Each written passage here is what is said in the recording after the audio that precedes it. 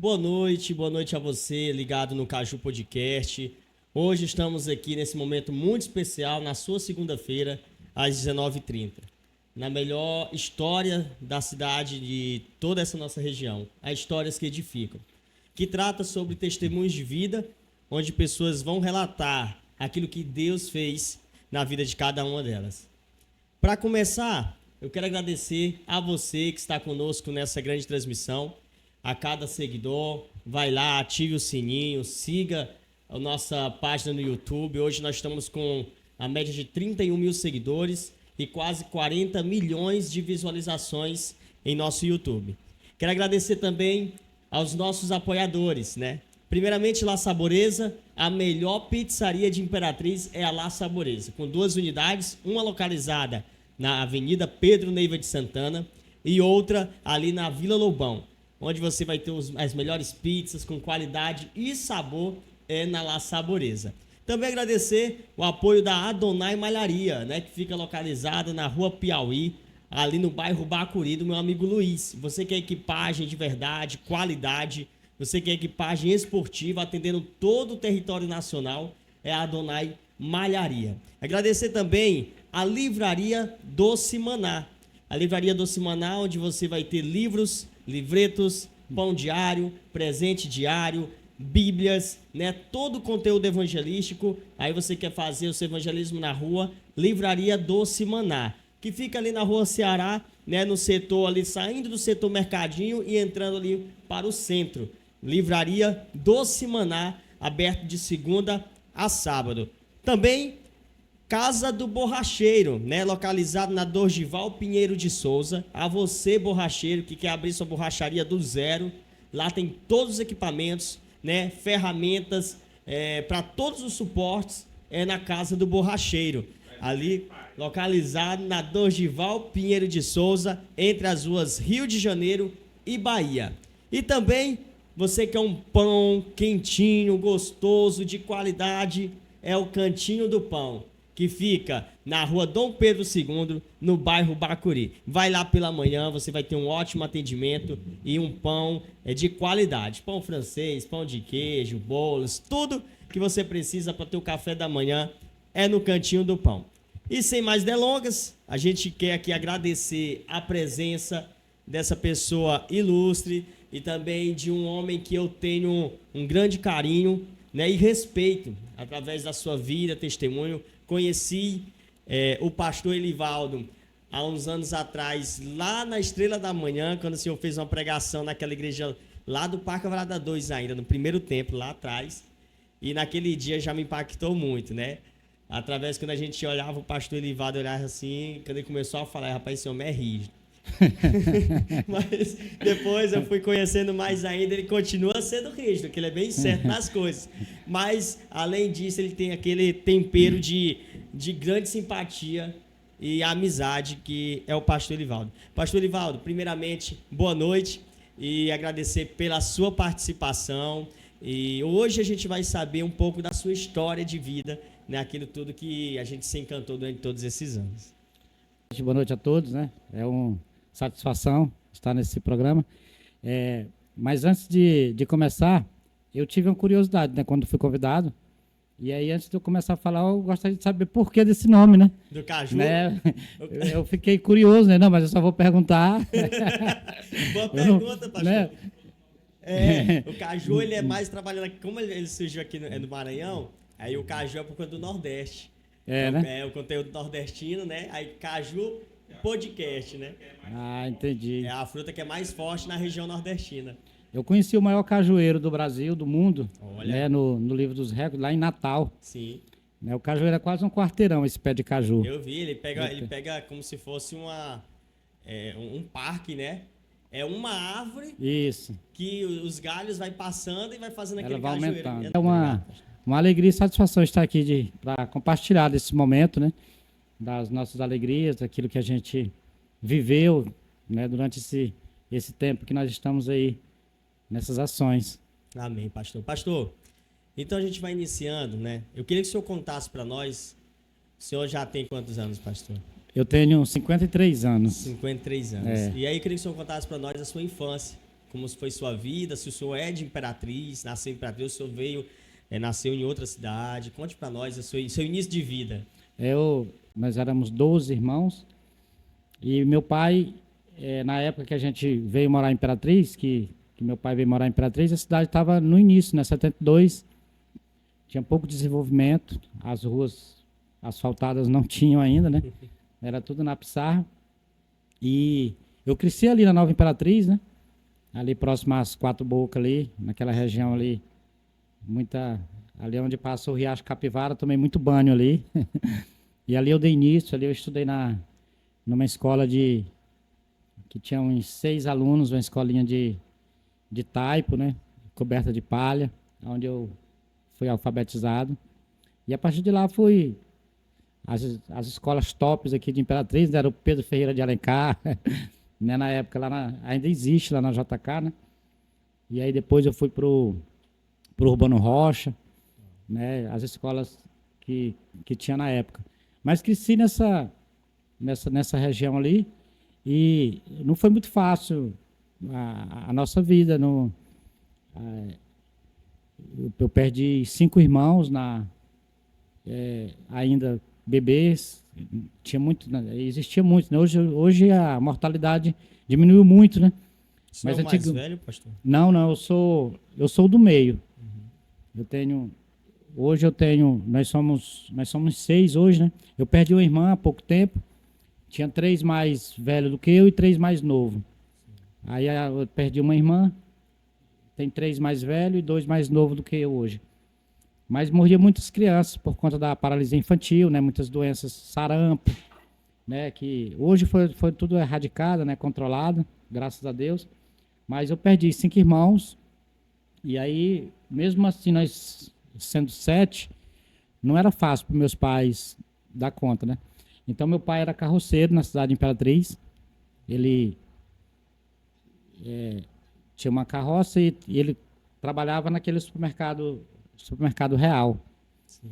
Os mais antigos vão lembrar. E aí eu comecei a andar com ele na carroça, ainda criança. E eu me recordo com 7, 8 anos, a partir dessa idade aí, meu pai tinha um problema. Um problema que foi uma tendência na nossa família, um problema de alcoolismo.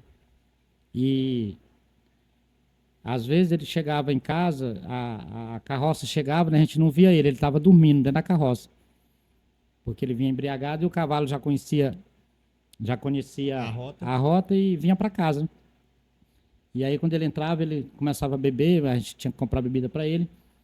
E aí eu tinha que colocar música naquelas, quase o tamanho dessa mesa aqui, aquelas radiolas que tinha antigamente de disco de vinil, né? E aí eu colocava para ele as músicas lá, ele ficava bebendo, às vezes até apagar lá mesmo. E isso me marcou muito, né? Logo em seguida, meu irmão mais velho também começou a ingerir bebida alcoólica e foi das coisas que muito... a gente sentia medo, né?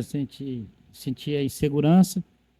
E com 13 anos de idade, quando eu completei meus 13 anos de idade, aí ele arrumou um emprego para mim.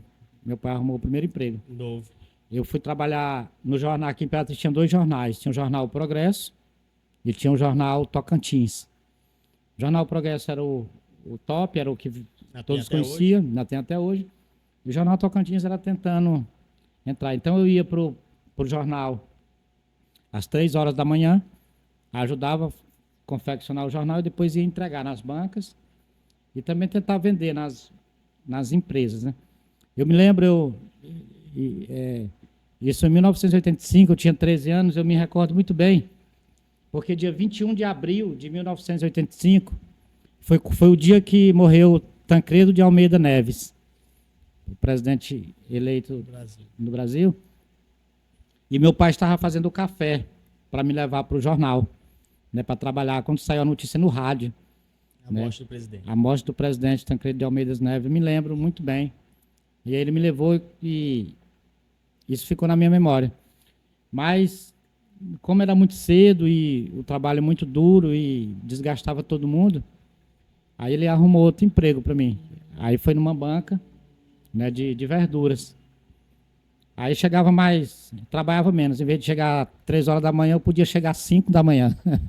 Ainda cedo. Mesmo assim era cedo. E esse trabalho era ali no entroncamento. Você falando aqui da casa do borracheiro ali, né? Sim.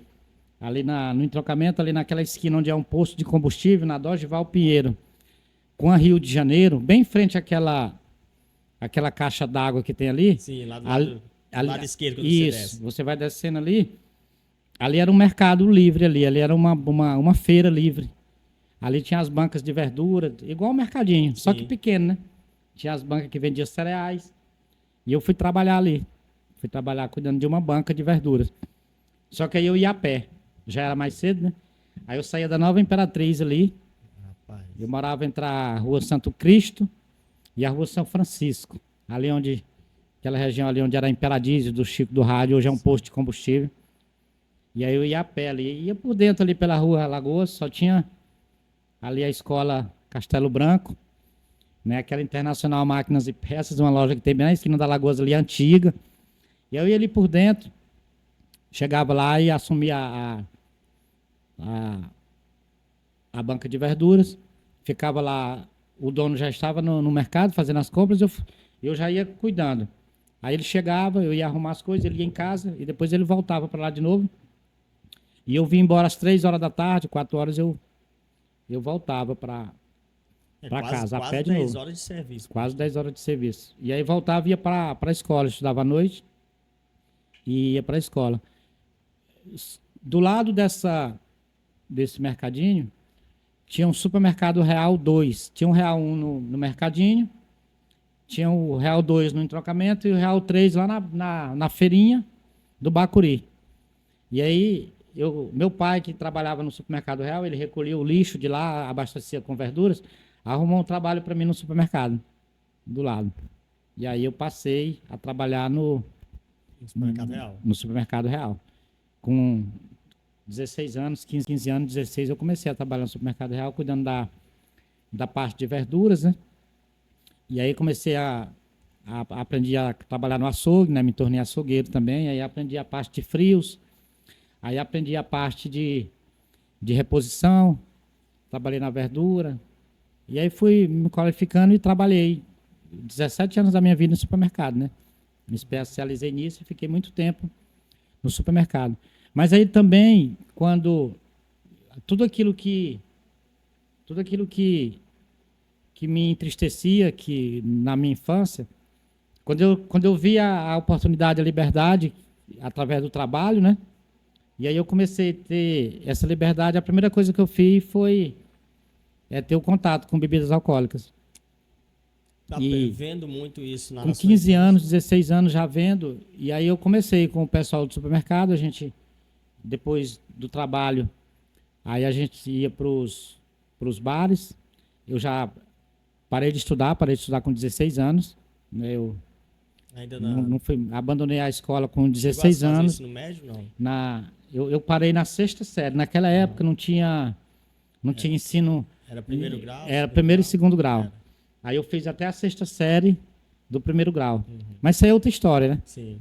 E aí eu tive o contato com bebida alcoólica, que pela tendência, porque assim, o alcoolismo, vai ter pessoas que vão ter contato com álcool e não vão desenvolver uma dependência, né? Eles vão se tornar ali um bebedor habitual, que ele tem o hábito de beber todo final de tarde, finalizando o dia É ele... o que eles dizem social. Não, isso aí é outro. Esse é o habitual mesmo. É? Ele tem o hábito de beber. Aí tem o ocasional, que ele bebe por ocasiões, né? Ele vai passando em lugar, alguém convida, né? Sim. Ele vai lá, bebe, mas também não altera a rotina dele. Ele bebe aquilo lá e vai para casa como se nada tivesse acontecido. Aí tem um bebedor social, que é aquele que recebe um representante de outro estado para fechar o negócio, eles vão jantar e pedem uma garrafa de vinho, ali ele acompanha, né? Entendi. Ali ele bebe, ali eles conversam, ali eles fecham o negócio, ele vai para casa dele, também não tem problema nenhum com a bebida. E tem o alcoólatra, o bebedor, que é o doente mesmo, que vai desenvolver o alcoolismo. Que nesse caso que era o meu caso, né? Então, no primeiro contato com o álcool, eu já desenvolvi o alcoolismo. E tem pessoas que vai desenvolver o alcoolismo e vai conseguir se recuperar.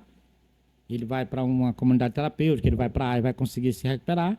E tem uns que vão desenvolver e não vão conseguir se recuperar. Infelizmente vão morrer, que é uma doença compulsiva, progressiva, e a terminação é fatal, né? E aí eu comecei a ingerir a bebida alcoólica. E aí conheci outros tipos de substância que existia na época, né? E aí eu comecei a ver a vida de outra forma, né? Trabalhava, ganhava o dinheiro, e aí o dono da Broadway na época era o Carlinhos, que era filho do dono do Supermercado Real, que era o seu José Brito de Souza, né? Chamava Zé Baiano. Então a gente tinha livre acesso lá na Broadway, que era maior, era Era, na verdade, um local de concentração para... Era a ostentação noturna de Imperatriz, era a Broadway, né? Aí tinha outras danceterias, tinha na Vila Lobão Balai, tinha Flash Dance, tinha a Asa Norte, ali onde hoje é um clubezinho de futebol, né? Ali na Antônio Portela. E aí eu comecei a frequentar todos esses ambientes. E isso foi por 4 anos. E em 4 anos eu saí com 16 anos. Você primeiro experimenta, né, a substância, depois você tem o hábito de consumir, depois você é viciado, aí depois você se torna um dependente, né? Isso leva tempo, às vezes leva 10 anos, 15 anos, para a pessoa desenvolver, passar por todos esses processos, né? E eu passei por todo esse processo em 4 anos. Nossa, com 17 anos eu já estava viciado, intenso, né? Com 18 anos eu já não tinha outra, já não pensava em outra coisa, trabalhava só para o consumo mesmo, né? Na época dessas festas aí, Imperatriz, assim, em 88, 90, por aí assim, 89, era Bentil, a pessoa usava muito aquele loló, ainda hoje ainda hoje tem, as pessoas pensam que não tem, mas tem muito ainda. Eles fabricam ele com éter e colocam babalu, colocam uma essência lá para dar um cheirinho, e aí era roupinol, essas coisas que misturava na bebida, mas o que me encantava mesmo era o consumo do álcool mesmo, né? Então, com 20 anos de idade, né, eu comecei com 16, 15, 16 anos, lá em 1988. Então, 4 anos depois, em 1992, eu então tinha 20 anos, aí eu fui levado para Alcoólicos Anônimos. Então, eu já dei minha primeira entrada em Alcoólicos Anônimos em 1992, eu então tinha 20 anos. Né? Então, assim, enquanto muita gente ainda estava se aprofundando no consumo do álcool, principalmente a turma da minha geração, eu já estava lutando para tentar sair. Porque começou muito cedo, né? Comecei muito cedo. Muito intenso. E além da intensidade, né, eu sempre tive esse problema muito sério comigo, que tudo que eu vou fazer é muito intenso, né? Outro dia um rapaz da igreja que começou a frequentar a igreja, ele ofereceu uma caixa daqueles tererê, né? Sim, o tererê que hoje está na moda. Rapaz, de hortelã, de uva, de tudo quanto é de sabor. Eu digo, não quero não, se eu começar a mexer com isso aí, eu vou gostar, isso é bom, eu não dou conta não. Tudo que eu faço é demais, vou ter que andar com um monte de traia aí, para cima e para baixo. Né? Então, essa intensidade do que eu vou fazer, eu sempre entrego o máximo, né? E também, quando foi para me afundar no alcoolismo, não foi diferente, né? Mas essa época, então, pastor, o senhor morava com seus pais? Sempre morando com meus pais. Até nessa época dos 20 anos que eu fui para Alcoólicos Anônimos, aí eu já não trabalhava mais nesse supermercado real, passei a trabalhar em outro, nesse supermercado São Salvador. Era outra rede de supermercados que tinha. E aí eu tinha liberdade lá, eu tinha eu ocupava uma função lá e eu faltava muito. Então tinha vezes que eu sumia de 3 dias, né? Eu estava bebendo. Estava sempre bebendo. Ia para as festas aí também. Eu além do supermercado, eu tinha uma participação nessas equipes de som, né? A gente fazia festa aí, viajava no carnaval. Era mais para bebedeira, mas do tempo daquelas equipes, equipe Kelp, equipe Land Mix. Hip de reggae da Nós cidade. tínhamos a equipe Transasona, era uma galera que nós tínhamos aí, e aí sempre a gente viajava nela, né? E era muito intenso nessa questão do alcoolismo. Então, assim, eu ia para o trabalho quase embriagado ainda, chegava pela madrugada, e aí durante o dia era consumindo bebida alcoólica, quando saía de lá à noite, já chegava em casa embriagado de novo. Então, assim, teve um tempo muito longo da minha vida que praticamente apagou da minha memória. Eu não sei muito o que eu fiz nesse período. Inclusive, eu não me arrependo da maioria das coisas que eu fiz, e não tenho arrependimento, sim. Eu fiz o que se apresentou, as escolhas que eu fiz eram as que melhor se apresentavam naquele momento. Então, eu não carrego essa culpa. Agora, eu me entristeço muito pelo tempo que eu perdi, né? Pelo tempo que eu desperdicei, que eu poderia ter feito muito mais, né? E os pais do senhor, eles tinham um certo problema desse acompanhamento com o senhor nesse período? Eles tinham... Porque, assim, existe muito essa questão, né? É o sofrimento dos pais, né? E aí existia essa exigência, apesar de que o pai do senhor tinha esse vício também, né? Mas existia uma cobrança, aquele desejo de parar, aquela insistência deles de fazer lá, de aconselhar, para que o senhor deixasse o vício? O sofrimento que eu tinha quando eu era criança e meu pai consumia a bebida, inconsciente, sem saber, eu era um codependente. É a pessoa que sofre pelo consumo de outro, né? Então eu era um dos codependentes do meu pai. E com o passar do tempo, eles se tornaram um codependente meu, né? Eles passaram a sofrer com o meu consumo de álcool. E aí tentavam, de todas as formas, colocava remédio em comida, né? Tentava prender, tentava de todas as formas, né? Inclusive, nós tínhamos uma despensa no quintal lá da minha casa, na Nova Imperatriz, e eu resolvi morar lá. Passar de dentro do quarto, que eu também fumava, né? Eu fumava muito, eu fumava 3 carteiras de cigarro por dia, né? É por isso que eu não quero tererê, porque senão eu vou tomar uma caixa daquela por semana. Tudo é exagerado. Eu consumia 3 maços de cigarro por dia, e para muito mau cheiro em casa, eu fui para lá. E aí meus pais, achando que eu estava em casa, eu pulava os quintal ali e saía lá no fundo, ali onde é aquele posto do Chico do Rádio. Ali tinha uma danceteria chamada Nexus. Nexus Danceteria. E aí o final de semana todo eu ia para lá e depois eu voltava para casa, né? Sofreu muito e perde o controle, né? Porque chega um certo ponto da dependência que você não tem controle mais nem sobre sua própria vida ou suas decisões. Imagina da vontade ou do pedido dos outros, né? Não tem mais. Então, meus pais sofriam muito, meus irmãos também sofriam muito com esse meu consumo, mas principalmente eu sofria bastante também, porque as pessoas imaginam que quem está numa situação de uso muito intenso, ele não tem consciência, mas só que tem. Eu colocava a cabeça no travesseiro e dizia assim, eu vou morrer e não vou conseguir parar. Só que para as pessoas eu tinha que dizer que estava tudo ok, porque ninguém tinha como me ajudar, não tinha como eu chegar para as pessoas e dizer que estava ruim. Então, sempre tinha que dizer que estava bom, né? E existe aquele desejo, pastor, de torcer para que não desistam da gente. Não existe isso? Existe. Assim, eu fui internado algumas vezes, né? Algumas vezes mesmo, por conta do consumo em hospital, né? Eu fui internado. E o médico chegava a dizer, olha, se continuar bebendo, vai morrer. E o nível era tão alto que eu, quando saía do hospital, quando chegava em casa, já chegava embriagado de novo. Porque, assim, é algo que você... Por isso que é vício, né? Porque você não consegue controlar, né?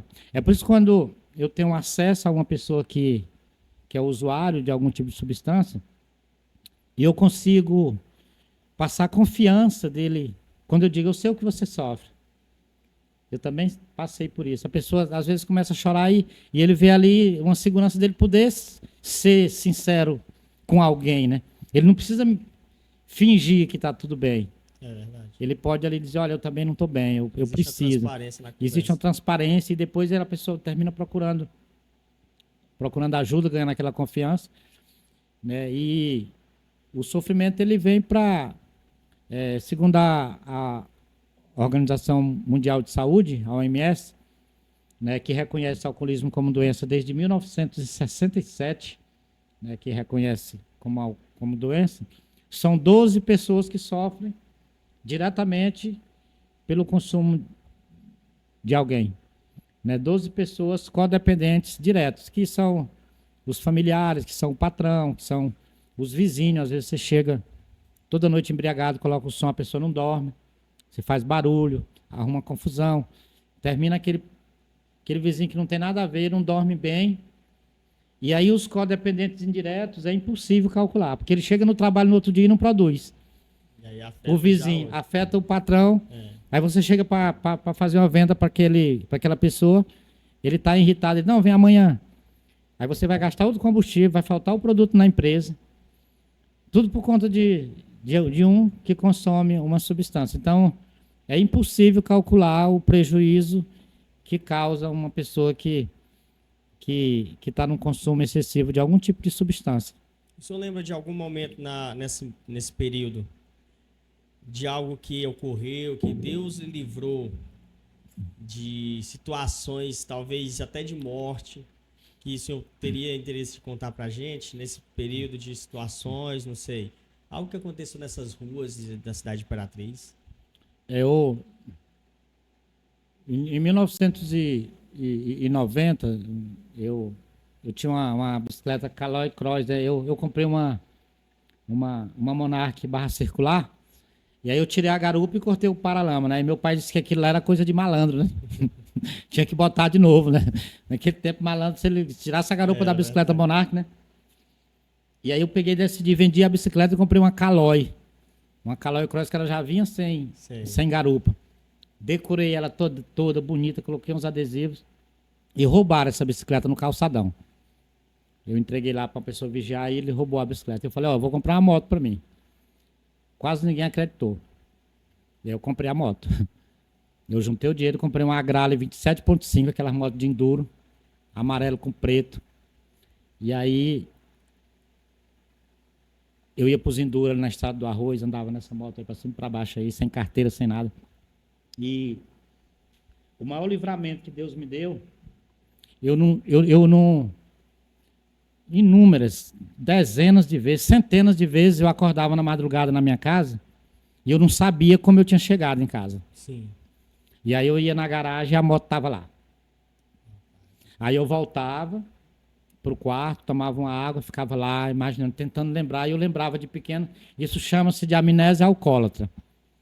Né? E eu acho que esse foi, fora as dezenas de confusões que eu arrumava, né? Confusão andava, eu não precisava procurar não, ela andava comigo já. Era brigão, né? Nas ruas? Eu arrumava umas confusão. Na verdade, às vezes eu sozinho já estava mal acompanhado, porque ele só fazia o que não prestava, né? Então, assim, eu sozinho já era uma má companhia para mim mesmo, né? Já estava naquela situação. De vez em quando, hoje ainda a gente toma umas decisões e às vezes eu estou sozinho no carro e eu começo a rapaz, como é que eu fiz isso? Tem hora que nem eu mesmo me aguento, né?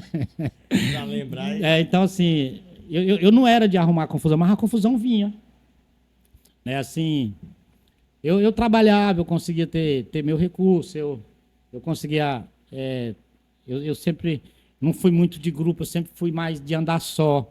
E por isso sempre eu tinha companhia, sempre tinha uma namorada, tinha alguém. Então, eu arrumava muita confusão. A confusão vinha. Inclusive, fui preso algumas vezes por causa de confusão, né? Não foi fácil, né? Porque, mesmo saindo, não vou arrumar confusão hoje, mas a confusão vinha. Não tinha jeito. Era difícil. Né? E aí foi inúmeros livramentos nesse sentido, né? De eu estar vivo hoje. Por muito menos, muitas pessoas se acidentavam e morriam, né? Principalmente sem capacete.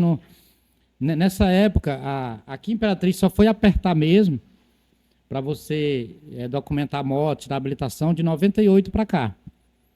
né? É tanto que eu só tirei minha habilitação em 2000, né? Eu só tirei a habilitação em 2000, já tinha aí 28 anos, né? Eu comprei a moto, tinha 20 anos, foi 8 anos andando aí de moto. Não, habilitado porque não exigia assim, né?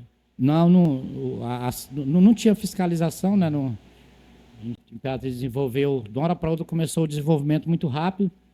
Então chegou um comandante aqui e começou a exigir capacete e documentação do condutor e do veículo. Aí eu tive que tirar a habilitação, né? Mas foi eu acredito que esses sejam Dois livramentos. os livramentos de violência, de muitas brigas. Naquele tempo existiam as gangues, né? Era o tempo de gangue. Era da Nova Imperatriz, do Jussara, do Timbira, da rodoviária. Então tinha uns conflitos por aí pelas madrugadas, né? E Deus foi livrando. Morreu muita gente. Também. Sim. E como é que era a questão financeira do senhor? Porque a gente sabe que quando existe essa questão do vício e dentre eles do álcool, afeta muito o lado financeiro, né? Nesse período, o senhor trabalhava, mas utilizava tudo para o vício? Como é que era essa administração que o senhor tinha? Eu não conseguia administrar, né? Ganhava, sempre ganhei mais um pouco do que o normal, pelo desempenho, né? Eu passei eu trabalhei 14 anos na rede de supermercado São Salvador, né? Eu cheguei lá em 90, aí fui sair de lá em 2004, 2005, que eu tive uma temporada fora. 15 anos. Eu trabalhava lá, mas eu tive uma temporada que eu saí e fui trabalhar no estado do Pará, fui gerenciar uma loja lá. E lá foi que eu quase morro mesmo. Então, assim, eu ia aos trancos e barrancos, e aí eu bebia cedinho, eu já começava a beber e aguentava o trabalho. E quando finalizava o dia, eu já estava às quedas também, bêbado, mas ia levando. Mas não conseguia. O recurso que eu adquiria não tinha o proveito que de fato era para ter, né? Não tinha a vida que... Na verdade, ela ganhava e gastava com bebida, com cigarro, com mulheres. Gastava tudo. Não tinha nada. Então não tinha administração. Não tinha administração. O senhor, na linha do tempo aqui, aos 20 anos, o senhor falou que foi a um centro, né, de... Alcoólicos Anônimos. Alcoólicos Anônimos. Daí em diante, pastor, como é que foi essa experiência? Daí foi onde eu descobri que eu tinha uma doença, né? Eu descobri que não era só eu. Eu entendi ali, eu digo, olha isso aqui. E aí eu via pessoas lá, quando me convidaram, o pessoal tudo bêbado lá, e eu fiquei estranhando, né? Mas aí chegou o momento que eu tive que ir, não tinha mais outra opção. E aí, quando eu cheguei lá, eu encontrei lá empresários, eu encontrei médicos, eu encontrei pessoal da construção civil, gente desempregado, gente de todos os níveis lá, com o mesmo problema meu. E eu digo, rapaz, esse negócio tem jeito. Aí foi que eu fui entender de 1937 já tinha Alcoólicos Anônimos, em 1967 já era estabelecido como doença, em 1987 a OMS já estabelecia o dia 26 de junho como Dia Mundial de Prevenção e Enfrentamento ao Álcool e outras drogas. Então, assim, eu fui entender que existia pessoas muito mais atrás, tempo, lutando contra aquilo que eu estava descobrindo naquele momento, né? E aí, cara, descobri tudo isso, mas não serviu para nada. Quando você entra lá, você recebe uma fichazinha branca, né? E com 90 dias você troca por um amarelo. Eu nunca troquei de ficha. E aí foram ao todo 16 tentativas em Alcoólicos Anônimos. Eu conheci lá em 1992, e aí passei 16 anos sabendo que tinha doença. Para mim foi talvez uma das formas de Deus me manter vivo, porque depois que eu conheci o Alcoólicos Anônimos, eu tentava administrar, né? Eu sabia que era uma doença, eu sabia que ia ficar embriagado. Então, se eu tinha um compromisso à noite, eu já ia tentando moderar um pouquinho para ver se eu chegava pelo menos vivo à noite, né? Então, o Alcoólicos Anônimos me trouxe essa clareza de que eu tinha uma doença e que eu não ia conseguir, e que ela era progressiva, né? E precisava de ajuda. e precisava de ajuda, só que a ajuda não era suficiente. Né? Tem pessoas que... Eu acompanho pessoas hoje, Imperatriz, que aí com 20, 30 anos de uso, e você, com acompanhamento pessoal, ela consegue largar o vício. Né? É como eu falei, tem pessoas que vão ter o contato e não vão desenvolver, tem pessoas que vão ter o contato, vão desenvolver e vão se recuperar, se livrar do vício, e infelizmente tem pessoas que vão desenvolver o vício e vão morrer com ele. Porque o vício, dificilmente, ele mata o indivíduo da forma que a substância causa no corpo. Né? Dificilmente o alcoólatra ele morre de cirrose hepática, geralmente ele morre afogado, ele morre de choque, ele morre de queda, ele morre de acidente, ele morre de tiro. Viu? Geralmente ele antecipa a morte dele. Ele não morre só da forma natural que a substância causa ao organismo. Mas de incidentes que acontecem nesse percurso. Muito, muito. Você vê aí, por que geralmente a maior parte das mortes no Brasil e no mundo é entre meia-noite e 5 horas da manhã? É porque é a hora que as pessoas estão fora de si. Estão fora de si, estão embriagadas, estão sob efeito de uso. Então a violência aumenta, tudo aumenta. Nesse período, o senhor é casado? Sim. Né? O senhor tem filhos. E quando o senhor conheceu a sua esposa, pelo que a gente vê a história aqui, então ela passou esse sofrimento com o senhor. Se for na cronologia, é isso? Eu conheci minha esposa em 1996, né? E nesse período, né, de tentar equilibrar, de tentar controlar o vício. E aí, quando eu conheci ela, foi uma das épocas que eu fui para Alcoólicos Anônimos de novo. Eu fui várias vezes, né? Mas aí eu digo, não, vou enganar ela bem aqui. Aí eu fui para Alcoólicos Anônimos, e inclusive lá em Alcoólicos Anônimos tem tem uma instituição que é anexa a ela, chamada Alanons, que é para familiares de alcoólatras. Para ficar próximo. Para ele saber como é que lida com o doente do alcoolismo. O alcoólatra é um doente como uma doença qualquer. A diferença é que ele sai de si quando ele ingere a bebida, né? Mas é uma doença que... E aí ela conheceu, e aí nós casamos em 96, né? Em 96 mesmo, nós casamos, e foram... Logo eu voltei a consumir, assim que... Acho que antes de casar, voltei a consumir. E dei sequência na minha vida de alcoolismo, só que agora tinha a responsabilidade da esposa. Só que ela trabalhava, né? E aí eu chegava em casa todo dia na madrugada. Todos os dias eu chegava em casa 2 da manhã, 3 da manhã. Às vezes pela manhã mesmo, ia direto para o trabalho. Aí ela engravidou, aí eu não acompanhei o meu filho. Eu nunca troquei fralda dos meus filhos, nunca dei banho neles. Eu era... Eles eram órfãos de um pai vivo, né? Então, assim, eu só convivia. E aí foi a vida de sofrimento durante esse período de casamento e consumo. Né? Dia 20 de novembro agora vai fazer 29 anos de casado. Dia 29 agora. E de 29 anos de casado, desses 29 foram 13.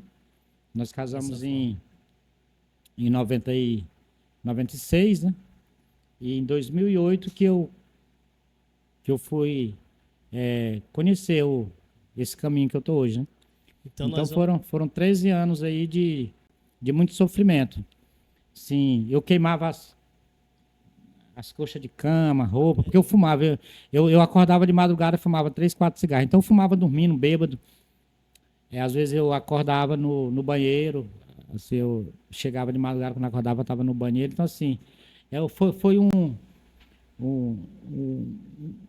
assim, eu cheguei num nível muito agudo do alcoolismo, né? Não tinha... Se não tivesse sido interditado, né? Com certeza não estaria mais aqui. né? Ela foi, então, teve um papel muito importante na vida do senhor Sim, nessa recuperação. sim, muito, muito, muito importante. Talvez eu sempre falo, né, que eu estou vivo por causa do meu casamento, né? Porque termina limitando um pouco, né? Termina que você vai se limitando, vai se preocupando, vai e termina que foi dando tempo. Eu fui ganhando mais tempo para que pudesse me livrar do vício, né?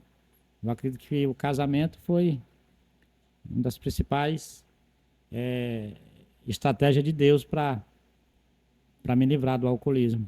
Amém. E chegou uma parte em que o senhor teve um posicionamento. Teve uma mudança de pensamento, podemos dizer assim, conheceu uma vida nova. Explique para nós essa parte também. Você falou dos livramentos, né, que, que Deus me, que eu percebi que Deus me deu, né? E nesse período, quando eu saí do supermercado São Salvador, eu gerenciei outras lojas. Eu gerenciei um supermercado chamado Supermercado Emanuela, lá na Vila Lobão, e também gerenciei aqui na Beira Rio, supermercado Barateiro, né? E lá no supermercado Barateiro, eu tive um problema com um fornecedor lá, com uma pessoa, eu tive um problema bem sério com ele. E ele saiu ameaçando. Sim. E quando foi no outro dia, chegou uma senhora na loja. Por volta de 9 horas, ela disse: eu estou montando uma cesta básica para dar para uma família que está precisando. Você pode ajudar? Aí as meninas me chamaram lá, né? Eu era o gerente da loja. Nessa época a gente dava muito cuscuz de milho, aquelas coisas mais baratas, né? Aí eu digo: pega lá uns cuscuz para ela, um pacote de açúcar de 1 quilo. Ela disse: mas eu queria orar pelo senhor. Eu digo: pois ore. Isso em 2006, eu acredito. 2006, 2005, mais ou menos, 2007. Não me lembro bem. Tem uns déficits na minha memória de algumas coisas. E aí ela disse: não, mas eu queria... Vamos lá dentro para a gente orar. E aí quando eu ia, ela disse: tem como chamar mais o pessoal aí para a gente orar lá dentro? Aí eu falei: agora tem que fechar a loja. Além de dar as coisas, tem que fechar a loja para orar. Mas aí tinha uns meninos lá no depósito, eu passei no açougue que ficava lá no fundo, chamei mais um. Eu sei que ela começou, quando ela entrou no depósito, essa senhora, chegou mais umas 3. Eu acho que ela estava pedindo nas outras lojas, né? Aí se juntaram lá. E essa senhora começou a orar por mim. E quando ela começou a orar, a senhora que trabalhava no caixa entrou gritando que tinha um homem lá fora querendo me matar. E aí foi aquele alvoroço, eu tentando sair, as pessoas tentando me segurar. E quando eu consegui sair, o patrão tinha chegado e estava segurando, e era esse homem, ele estava armado. E eu estava no caixa de costa para a rua, onde eu ficava ali na gerência. E fiquei muito, muito zangado, querendo reagir. E aí chegou o grande dia, né, de eu fazer o encontro com Deus. E quando eu estava lá, na primeira noite, Deus disse assim: lembra daquela senhorinha lá que foi orar por você? Foi eu que mandei, naquele dia você ia morrer. Então, assim, foi... Ainda durante os 3 dias que eu fiz o encontro pela Igreja Nova Aliança, né? Foi a primeira informação que eu recebi, assim, cristã, foi essa. Quando eu entrei, que estava... O encontro era de uma rede Aliança Missionária, da Rede Kadosh. Rede Kadosh, Pastor Kleber, que hoje está em Belém. E aí, quando eu entrei, estava passando lá no telão a música do Lázaro: Filho, eu quero tanto. Ali eu já me entreguei. Ali eu já me entreguei. Eu me envolvi numa situação de violência na cidade, em 2008. E tinha um grande risco de eu ser preso, né? E uma pessoa tinha me convidado para o encontro de uma igreja. E eu falei que não dava para ir, que não queria ir. E não ia mesmo, não. E aí, quando surgiu essa situação de perigo para mim, de risco de ser preso por uma questão de violência e de agressão física, eu me lembrei do Hernandes, que tinha me convidado do encontro. Sim. E aí eu perguntei a ele: Hernandes, e aquele negócio de encontro ainda tem? Aí ele disse: tem. Deixa eu ver aqui. Ele disse: parece que tem esse fim de semana. E tinha um encontro de homens, né? E isso era uma terça-feira, como hoje. E aí eu perguntei ele, que dia começa? Ele na sexta. Eu digo, não tem como eu ir pra chácara não, esperar os outros lá? Já tava na atenção já. Aí ele, não, só sexta mesmo. Aí eu fiquei aí pela cidade, me escondendo aí da confusão, das situações. E aí fui pro encontro na sexta-feira. Aí cheguei lá, fui recebido lá pelo Lázaro com aquela música Filho, eu quero tanto. E aí Deus falou comigo em Peniel, aí eu aceitei Jesus, aí no outro dia teve outra ministração lá de libertação, eu aceitei de novo, aí depois teve outra chamada Nova Vida, eu fui de novo lá na frente. Aí depois teve relacionamento, eu fui outra vez, depois cura interior, eu tava lá de novo. Eu acho que eu fui quem mais aceitou Jesus no encontro, foi eu. Encontro só. Aí quando chamou lá na última lá, que tem a última ministração antes de vir embora, depois você toma banho, você arruma. Aí fizeram o apelo de novo, eu fui de novo. E aí quando eu cheguei na igreja, eu já estava num processo para divórcio, né? Já estava com... Foram 13 anos de casamento, praticamente, só de briga, de confusão. E aí a esposa não suportava mais e aí a gente ia separar. E aí esse rapaz que mandou para o encontro foi lá para ele me receber na igreja. Ele disse, não vou não. Não dá. Não tem jeito não, aquilo lá. Mas aí conversaram, ela foi, me recebeu. E aí eu fui, dia 20 de novembro de 2008. 20 de novembro, mesmo dia do O mesmo dia do casamento. O mesmo dia do casamento. Dia 20 de novembro de 2008. Mesmo dia do casamento dos meus pais. Não foi nada programado, não. O mesmo dia da abertura do CNPJ, do instituto que eu estou à frente. E não foi nada... Nada premeditado. Não, nada premeditado. Aí eu voltei. Lá no encontro mesmo, tinha um pastor Raimundo Moraes. E aí o pastor Raimundo Moraes ministrou, estava lá, sempre por lá. E nesse encontro tinha um pessoal do Projeto Resgate, lá do Bananal. E aí eu vi eles lá dando testemunho da situação deles de vício. E aí eu me aproximei do pastor Raimundo e falei para ele da minha situação. Ele tirou um tempo lá para me atender. E ele falou, olha, faz o seguinte, amanhã você vai lá na igreja para fazer a triagem para você ir para o projeto. Você precisa se internar. Aí eu digo, tudo bem. Precisa, então preciso. Aí eu fui na segunda-feira lá na Rua Urbano Santos com Paraíba, no Jussara Clube. Ele estava lá, aí já era outro ambiente, já era outro momento, já. E aí eu fui conversar com ele. Eu tinha um comércio, tinha um mercado, né? Tinha uma oficina de fabricar transformador no entroncamento. Né? Eu tinha uma vida muito ativa. E aí ele falou, olha, depois que eu conversei com ele, disse, olha, como você tem sua família, sua esposa, lhe aceitou de volta, você tem seu trabalho, você tem os princípios de Alcoólicos Anônimos, você já sabe que tem a doença, então vamos fazer o seguinte, você vai para a célula e você vai caminhar comigo. Eu vou lhe botar lá no resgate para você caminhar comigo pertinho. Aí se você não conseguir, aí você vai ter que se internar. Meu irmão, era tudo que eu não queria. Tá exposto? Era retroceder.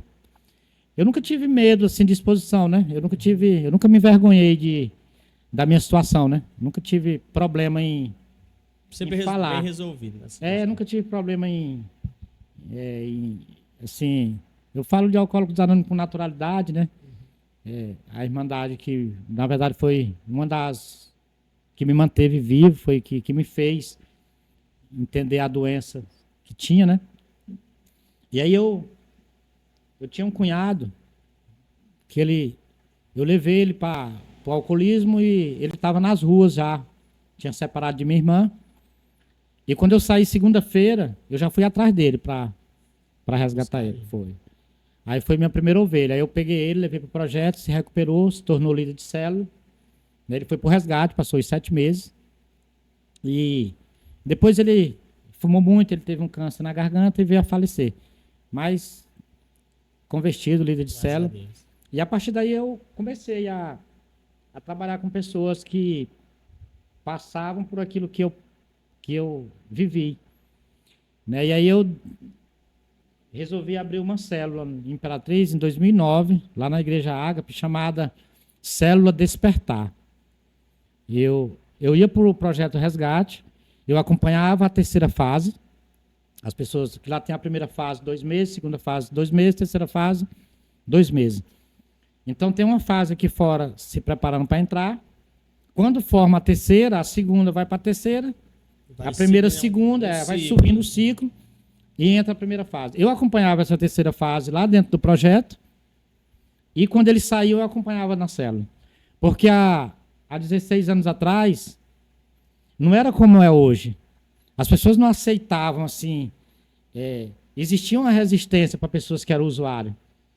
Né? Você chegava alguém na sua célula, aí eu apresentava, esse aqui passou no projeto, ele era usuário, rapaz, seja bem-vindo, viu? Seja bem-vindo. Vai pegar os dela, mas seja bem-vindo, mas eu com medo. Tinha receios, né? Não conhecia também, era algo desconhecido para todo mundo, né? De certa forma, uma forma ignorante de ser, ignorante no questão de não ter o conhecimento Exato, porque na verdade todo mundo é ignorante, ignorante vem de ignorar algo, né? Isso, não é de ser alguém grosseiro, exatamente. Né?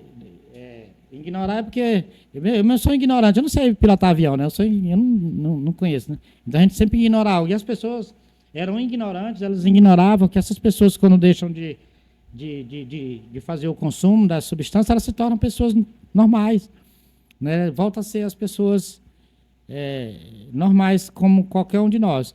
E eu fazia essa iniciação.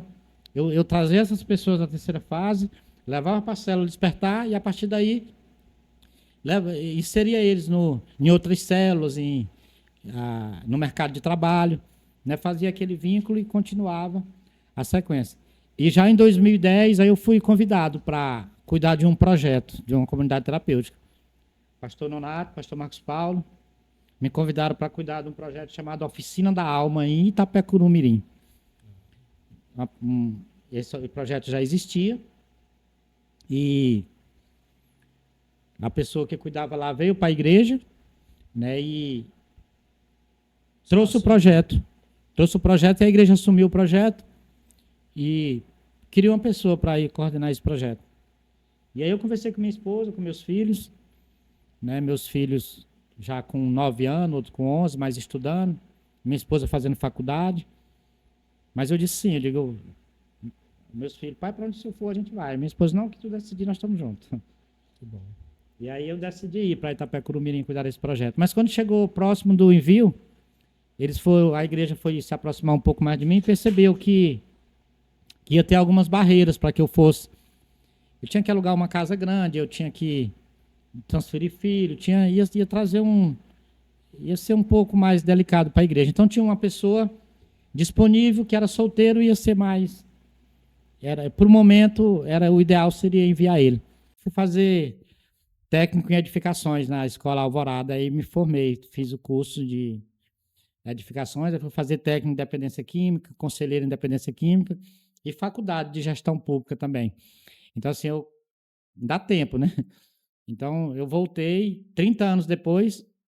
Interessante que uma professora me liga, né, uma diretora de uma escola, perguntando que pegou meu número com uma pessoa para me fazer uma palestra numa escola da Semana de Prevenção e Enfrentamento às Drogas. E eu disse, tudo bem, eu posso ver na agenda, me passe o nome da escola e a data. Aí ela me passou o nome da escola. E aí, quando eu vi o nome da escola, eu digo, eu vou. Por quê? Aí voltei lá, foi a escola que eu tinha parado de estudar com 16 anos. Olha aí. Escola Costa e Silva, lá na Nova Imperatriz. E aí voltei para dar essa palestra lá. E aí quando eu entrei, que eu comecei, eu fui falando como era a escola há 30 anos atrás. Quem eram os professores, quem eram os diretores, por onde era que eu pulava para ir beber, para consumir álcool. Né? E só ali já foi o suficiente para impactar aquela escola. Né? E foi extraordinário. A diretora não tinha esse conhecimento. Não, ninguém. Pelo seu currículo, pela sua história. Exatamente. Aí, em 2013, eu conheci a Federação Nacional de Comunidades Terapêuticas, na época era a FENOCT, Federação Norte e Nordeste, não era a Federação Nacional. Fui fazer um treinamento em Teresina, e aí eu percebi que dava para fazer um pouco mais. Né? Eu já fazia como igreja, né? pelo município, mas dava para fazer um pouco mais pelo Estado. Né? Hoje eu recebi o resultado do edital público federal e a nossa instituição foi contemplada, né? Nós conseguimos ser credenciada no edital público do governo federal, né? Glória a Então Deus. é uma vitória, né? Eu recebi essa notícia hoje, Oh, que quase na hora bênção. de vir para cá, né? Que Saiu o show. edital e o Instituto Pacífico de Carvalho foi contemplado, né? Mas acima de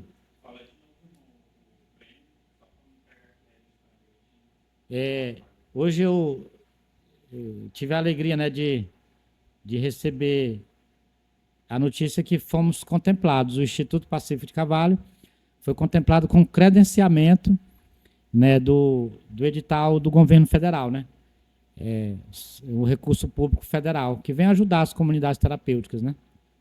Então é mais uma vitória, né? E aí anotou algumas coisas aí, né? Aqui no caso, destacando aqui, o pastor Elivaldo é pastor. Assim, antes de você continuar, Ah. se você notou algumas funções minhas, né? Isso, representante.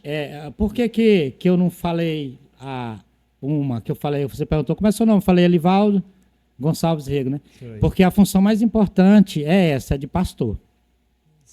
Essa que é a que de fato eu exerço, né? Onde eu vou, eu não vou representando a federação, eu vou como pastor. Né? Isso é o que é líder de célula, né? Também é muito importante. Inclusive tem a célula daqui a pouco, né? Isso. Sim, o senhor ia falar? Não, exatamente, ia passar isso. O pastor Elivaldo Gonçalves Rego, é pastor. E a gente pastoreia na Nova Aliança Ágape e de grande referência na igreja. A gente sabe que existem todos esses, né, representantes da Federação Nacional Terapêutica, vice-presidente do Conselho Municipal de Políticas de Drogas, conselheiro, né, da Confederação Nacional também, né, representante da capelania também, né, Eu faço capelania prisional. prisional, exatamente. Inclusive vai ter uma formatura agora de um grupo que a gente faz os círculos. O nosso trabalho é um pouco diferenciado. Aproveitar aqui para Sim, pode ficar à falar. vontade. Nós desenvolvemos um caderno, eu juntamente com a Pastoral da Sobriedade, o Padre Elisvaldo e outro grupo aí, que nós fazemos círculos respaldados nos 12 passos da sobriedade de Alcoólicos Anônimos. Então a gente faz 12 encontros com os internos da penitenciária. A gente vai no pavilhão, convida, separa um grupo que tem problema com algum tipo de vício, e aí nós fazemos os 2 círculos de introdução e fazemos 12 ciclos dos 12 passos da sobriedade. E aí você faz um vínculo com aquele grupo. Né? Porque até o 3º ciclo ainda pode entrar, depois não entra mais ninguém. Fica fixo. Então você faz o vínculo com aquele interno, com a família dele. Então você traz. É um pouco diferente daquele trabalho de evangelismo que você vai nas celas, nos pavilhões e ora por todo mundo, faz um culto, né? Sim. É válido. Muita gente aceita Jesus, mas aí esse trabalho nosso ele é um pouco diferente. Né? Ele é para fazer o vínculo. E aí a expectativa é receber eles aqui fora, quando receber o alvará, para que a gente possa dar direção aqui também, para que não voltem para o sistema, né? É todo um trabalho de acompanhamento. Sim. E eu vejo, pastor, que é uma questão muito de detalhes, né? O senhor trabalha de forma muito cirúrgica. Pelo fato de ter vivido aquilo, pelo fato da sua experiência também nas recuperações de outras pessoas, porque Deus transformou a sua vida, e você utiliza essa forma também para ajudar. E eu vejo que tem pessoas que nasceram também, que eu digo assim, que tem essa expertise, né? E o senhor, eu vejo que é aquela questão cirúrgica, não é só fazer, os trabalhos, daquilo que ele pensa, das ações dele, da família, então são pontos cirúrgicos, né? E se dá a experiência do senhor hoje. Eu estava aqui lembrando, pastor, a Igreja Nova Aliança tem esses trabalhos, né? Hoje são quantos projetos que tem, trabalhando um pouco na questão pastoral do senhor.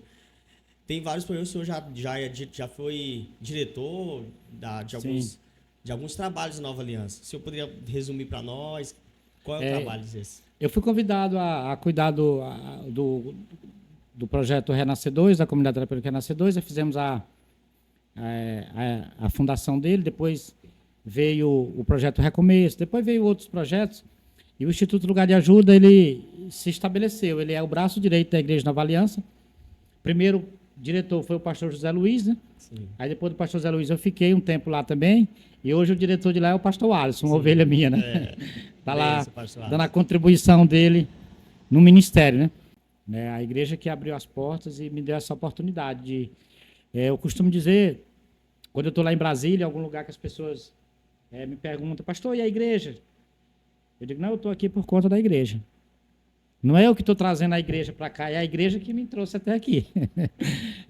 Né? Tudo que eu sou, tudo que eu consegui, o conhecimento que eu tenho, o alcance que eu cheguei, não foi com minhas forças, foi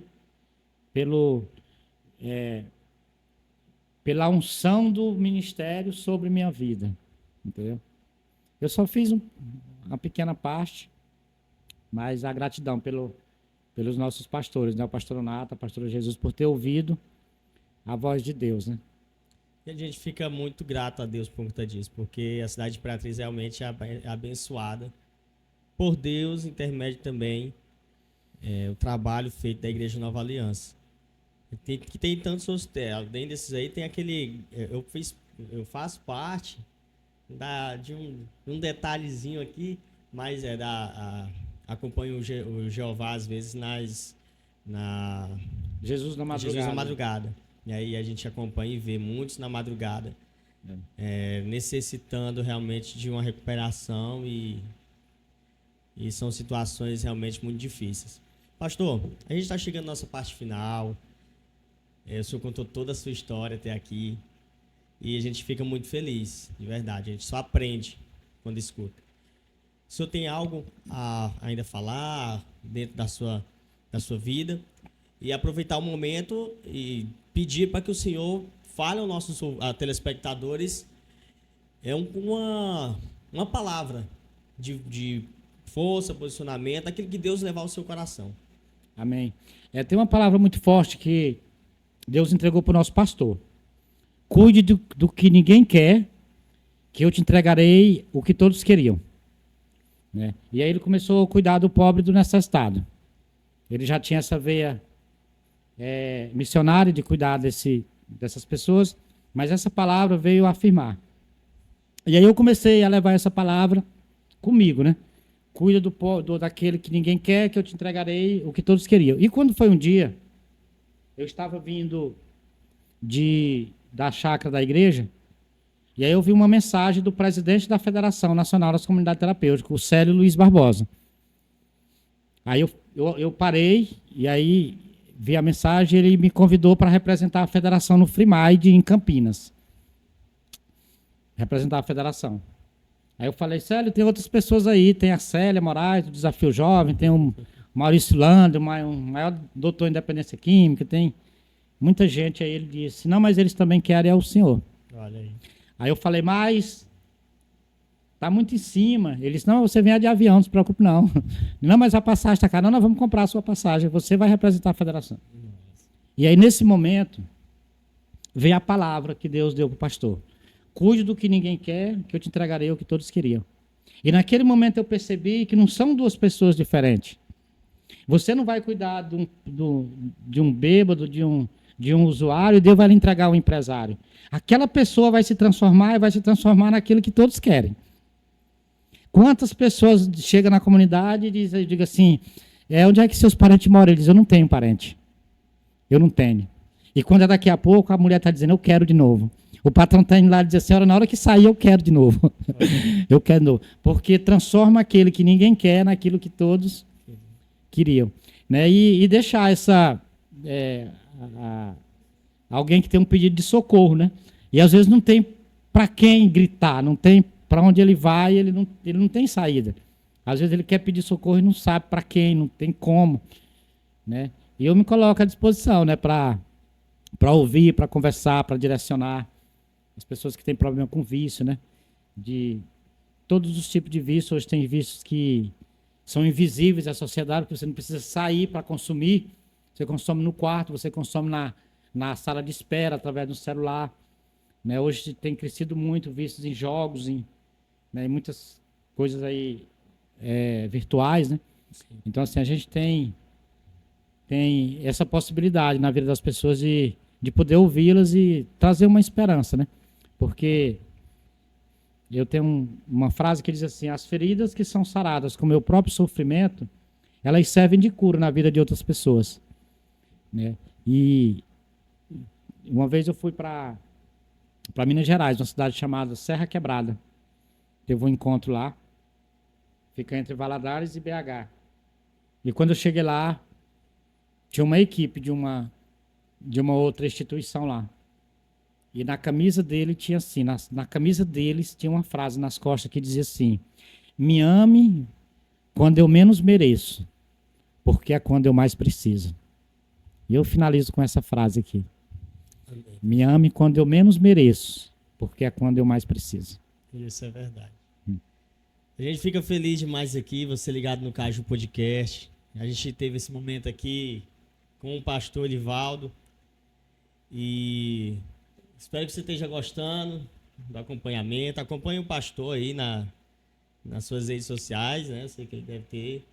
E igual ele se disponibiliza, né? A estar ajudando a quem precisa. A gente vai encerrar e vamos encerrar com uma oração. E Amém. o pastor ele vai orar por nós. Quiser deixar meu número aí? O senhor pode ficar à vontade, pastor. Pode colocar. Meu número é 99, né? DDD aqui do Maranhão, 9190 4744. Pastor Elivaldo. Pastor Elivaldo. E vamos orar? Orar. Pois amém. Oremos aqui por esse momento. Papai querido, muito obrigado por essa conversa, por esse momento de descontração. Mas principalmente o momento de trazer esperança na vida de pessoas. Muito obrigado por aquilo que o Senhor permitiu na minha vida e através dela. E eu quero te pedir, Senhor, pela vida de pessoas que sofrem na dependência de vícios. Senhor, no nome poderoso de Jesus, entrega uma estratégia, assim como o Senhor entregou um dia para mim. Senhor, para que possa ter essa esperança como um dia eu tive. E é no nome de Jesus que nós agradecemos por essa tarde, por esse programa, Senhor, por o Caju Podcast. No nome poderoso de Jesus, nós queremos te agradecer em nome do Pai, do Filho e do Espírito Santo. Amém. Essa história que edificam, e aguarde os próximos programas desse grande quadro. Boa noite.